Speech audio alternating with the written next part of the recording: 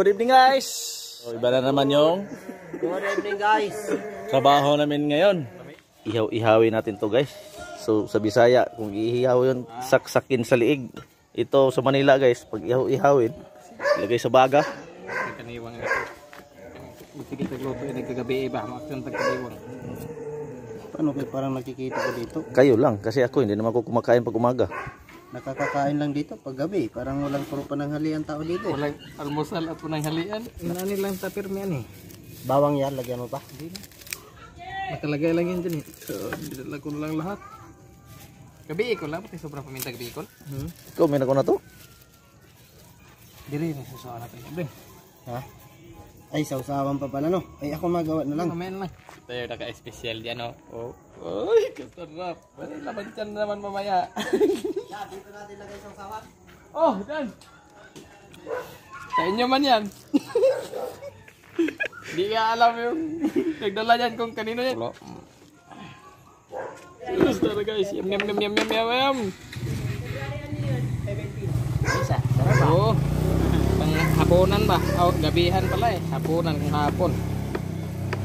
Sana yung Manila. Hindi tayo mahirapan pag tayo sa Manila guys. Kaya ang mga salita nila, imbis hapunan, hapon dapat, hindi gabi. Huli gabi. nga palagi yung langgam sa kanila, gumagapang. Ang langgam sa Bisaya, lumilipad na.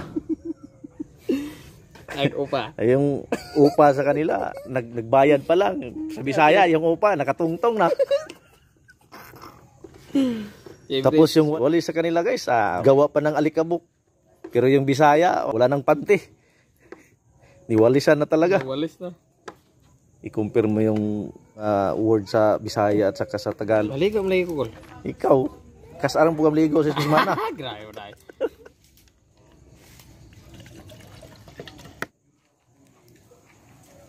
Agay! Kalami.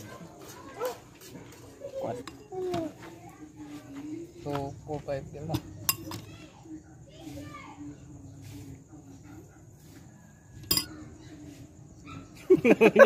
Matapos ilang mo yan, mabarbecue.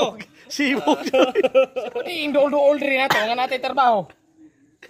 Abe, ako man yung amigo ko na ako yang no? Idola, di ba? Para sila color. Oh. Buanga, gid anak nila. Awa lang ko. Nagtulog niya kung laway, naglantaw ng buanga ni. Yan guys, oh. May action na.